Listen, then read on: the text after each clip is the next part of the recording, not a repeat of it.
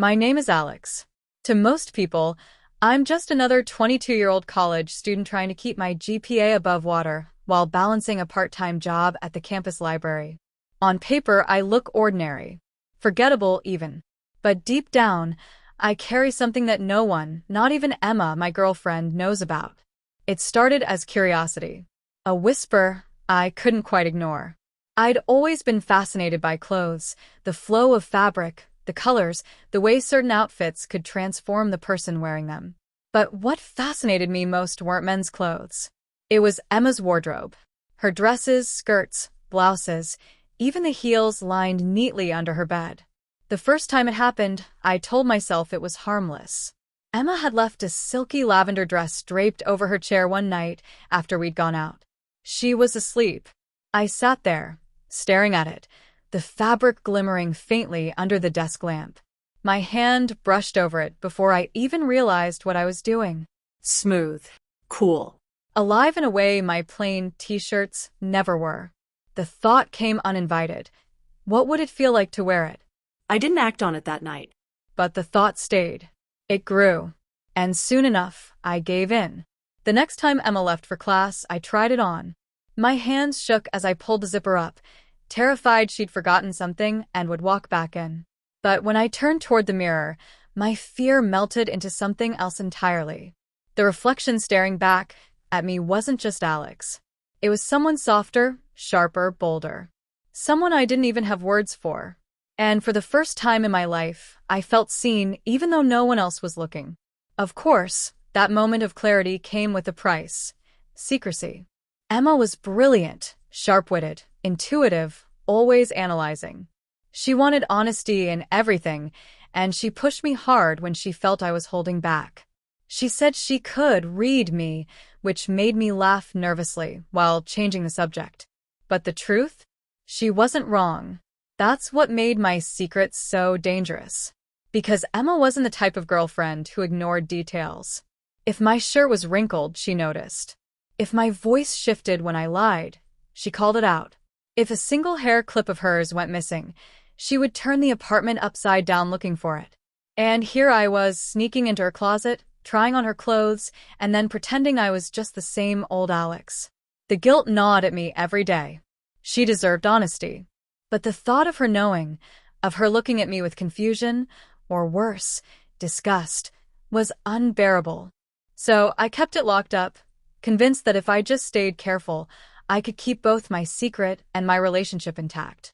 Our apartment was small but cozy, an off-campus place with creaky wooden floors, walls thin enough to hear the neighbors argue, and a kitchen counter that always seemed cluttered no matter how often we cleaned it. To anyone else, it was unremarkable. But to me, it was a minefield. Every time Emma left for work or class, I calculated the hours I had to myself. My chest would tighten as I debated. Should I do it? Was it too risky? The anticipation was suffocating, but so was the temptation. Some days I resisted. Others, not so much. But with every choice came fear. Fear that I'd leave a lipstick smudge on a towel. Fear that Emma would notice her blouse smelled faintly of my cologne. Fear that one day, she would come home early and find me standing in front of the mirror, caught in the middle of being someone else. Emma and I had been together for almost 2 years. She loved me, or at least the version of me she knew. And I loved her too, fiercely. But lately, I'd started to wonder, did she love Alex, or the mask of Alex I wore? There were nights when she'd look at me across the dinner table, eyes narrowed, and say, "You're hiding something." I'd laugh, brush it off, kiss her hand, and change the subject. But inside, I'd panic. Because she was right. And I couldn't tell if I was terrified of her finding out, or desperate for her to. The day it all started to spiral was an ordinary Friday. Emma had gone to a late-night study session, and I was alone. The apartment was quiet except for the hum of the fridge. I told myself I wouldn't do it, not tonight. I had homework to finish, laundry piling up, and a restless energy that begged for productivity. But the closet was there, waiting. I found myself standing in front of it, hand on the handle, heart racing. Inside hung the outfit that would change everything. A fitted black dress with delicate straps. Emma had worn it only once, on our anniversary. It clung to her curves that night, turning every head in the room. I remembered how proud I felt walking beside her, how untouchable she seemed. Now it hung in front of me, daring me to step into her skin. And I did. The zipper slid at my back, snug but not impossible. The fabric hugged me differently than it did her. Less shape, more suggestion, but when I faced the mirror, something inside me snapped. I wasn't just wearing her dress. I was wearing her power. I slipped on her heels, wobbling at first, but quickly finding a rhythm. I added lipstick, eyeliner, a brush of blush. The face in the mirror was still me, but twisted, almost unrecognizable. And that was when it happened. The zipper stuck. I tugged, twisted, strained, but it wouldn't move. My pulse quickened. Panic surged. And then, like a nightmare blooming in slow motion, I heard the unmistakable sound of keys rattling at the door. Emma. She was home. The days that followed felt like a blur, a fever dream where my old self was slipping away faster than I could grasp it. Each morning I woke up in dresses laid out neatly on my bed. Never by me, always by him. At first, I thought it was a twisted game of control, but then I realized something darker. He was watching. Every reaction, every hesitation, every faltering step in heels. He cataloged them like data. One morning, I stood in front of the mirror wearing a fitted pencil skirt and a silky blouse. The reflection startled me. The figure staring back wasn't just me in women's clothes. It was a polished secretary, flawless makeup, styled hair. My heart thudded. When had I become her? I stormed into his office. "This has to stop," I snapped, my voice trembling. He looked up from his papers, calm as ever. "Does it really? Look at you. You're everything I wanted, everything I needed. My secretary. My perfect assistant." "I'm not," I faltered. The words caught in my throat, because deep down I wasn't sure anymore. That afternoon, he pushed me further. A client arrived, an older businessman, sharp-eyed and intimidating. I froze, terrified he'd see through me. But my boss leaned close, whispering, "Remember, you're her now. Act like it. Or else." My hands shook as I poured coffee, but the client barely blinked. He spoke to me as though I were just another woman in the office. No hesitation. No doubt. The relief that washed over me was mixed with something more dangerous. Thrill. For the first time, I wasn't pretending, I was passing. But with that thrill came fear. If I could pull this off, what else could he make me do? The climax twisted even harder that night. He called me back to his office long after everyone had gone home. The city lights painted his face in cold blue shadows as he slid a folder across the desk. "What's this?" I asked. "Your new identity," he said smoothly. "Driver's license, bank account, employee records, all in your new name. Your old life? Consider it gone." I stared at the documents, my stomach lurching. A name stared back at me. Not mine. Hers. The woman he'd created. "I didn't agree to this," I whispered, voice breaking. He smiled faintly, a predator who already knew his prey was trapped. "But you've already become her. Haven't you noticed? You walk like her, talk like her, breathe like her. Tell me, when was the last time you thought of yourself as him?" The words shattered me because they were true. My reflection haunted me. My mannerisms were no longer forced, they were second nature. Somewhere between resisting and obeying, I had lost myself. Tears blurred my vision. "You can't do this." "I already have," he said coldly.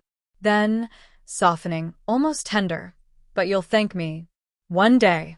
The room spun as reality crashed down. My boss hadn't just caught me in heels. He had stripped away everything I was and rebuilt me into someone else. And the worst part? A piece of me was starting to accept it. Maybe even want it. I left his office that night with the new identity clutched in my shaking hands. The city outside felt alien, too bright, too loud. I wasn't me anymore. I was his creation. And deep inside, a terrifying thought whispered louder than all my fears. What if this is who I was always meant to be? I forced a smile, though inside I was trembling. "Yes, Mr. Blackwell," I said, trying to sound steady. "I'll take care of it." "Good," he replied, eyes sharp. "Because if you don't, everyone will know who you really are." The implication hit me like a slap. He wasn't just threatening my job, he was threatening my identity. All it would take was one word from him, one whispered rumor in the office, and the fragile balance I had built would come crashing down. I worked late that night, my heels clicking against the floor of the empty office as I carried files back and forth. My reflection in the darkened window haunted me, lipstick slightly smudged, hair falling loose from its careful styling. Was this really me? Or just a mask I'd been forced to wear? At midnight, as I was finally finishing, Mr. Blackwell returned. He set a glass of wine on my desk. "You've proven yourself," he said, sitting across from me. "But I need more than an assistant, Daniel. I need someone who understands me completely." My pulse quickened. His gaze lingered on me in a way that made it impossible to pretend I didn't know what he meant. He leaned closer, his voice a whisper. "Do you understand me?" I opened my mouth, but before I could answer, the office phone rang. The sound cut through the heavy air like a blade. Mr. Blackwell's expression hardened. He answered the call, listened for a moment, then handed the receiver to me. "It's for you," he said. Confused, I pressed the phone to my ear. A woman's voice, low and urgent, spoke from the other end. "I know who you are, and if you want to survive this, you need to listen to me." The line went dead. My heart nearly stopped. Someone else knew. The gala night arrived like a storm I couldn't stop. Every second leading up to it felt like I was walking toward a point of no return. Delilah had prepared me to perfection. My hair was styled in soft waves, brushing my shoulders with a grace that didn't belong to the boy I once was. My makeup was flawless, smoky eyes, rosy lips, a touch of shimmer that made me glow under the lights. The dress she had chosen for me was a deep crimson, clinging in all the right places, with heels so high they forced me into a delicate sway. I caught my reflection before leaving, and for the first time, I didn't recognize myself at all. Worse yet, I didn't want to. I wanted to stay in that mirror, frozen as her. Beautiful, untouchable, desired. "Ready?" Delilah asked, her voice calm but her eyes searching mine. "As ready as I'll ever be," I whispered, clutching the small clutch bag in my hand like it was a lifeline. The venue was breathtaking, crystal chandeliers, velvet drapes, and a sea of powerful men and women dressed to kill.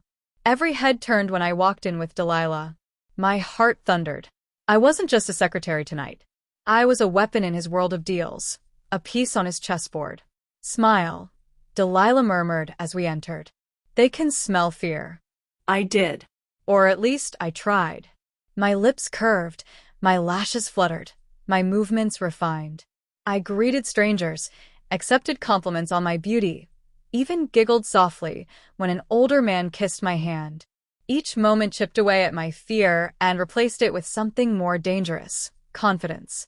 Then he appeared, my boss, the man who had caught me in heels that first night. He looked at me across the room, and his eyes didn't waver. They lingered, admiring, calculating. When he reached me, his hand brushed mine as he whispered, "Perfect. You're perfect." I felt my knees weaken. This wasn't just about surviving anymore. He was proud of me, of her. As the night went on, I played the role flawlessly. I laughed at jokes, leaned in close during conversations, even danced when asked. Every spin on the floor made me feel lighter, freer, more distant from the boy I used to be. But the real test came when whispers started circling the room. Someone had recognized me, not as his beautiful assistant, but as the boy who worked quietly in the shadows of the office. I saw the suspicion in their eyes, the way they leaned in to whisper behind fans and glasses of champagne. Fear returned like ice in my veins. If they exposed me, if they ruined everything, my life would shatter in seconds. Delilah caught my hand. "Don't falter," she hissed softly. "They only win if you give them the truth. Right now, you are her. Own it." And so I did.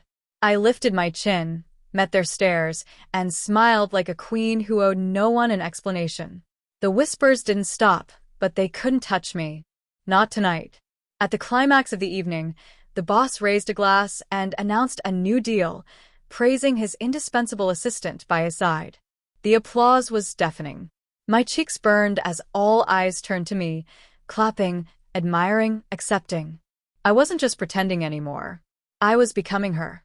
But beneath the glamour, the danger loomed. I knew this double life couldn't last forever. Someone would dig deeper. Someone would pull the thread until everything unraveled. And yet, as I stood there bathed in the golden glow of chandeliers and applause, a treacherous part of me didn't care. I didn't want the night to end. As the office clock ticked past midnight, I thought I was finally alone. My heels clicked against the polished floor as I carried the final stack of files into Mr. Blackwood's office. I told myself it was just work, just another late night. But then I froze. The leather chair behind his desk wasn't empty. Mr. Blackwood sat there, leaning back, his piercing eyes glinting in the dim light. He wasn't supposed to be here. My breath caught in my throat. His gaze swept over me slowly, from my trembling legs in the pencil skirt, to the blouse stretched over my chest, to the lipstick I hadn't managed to wipe away properly.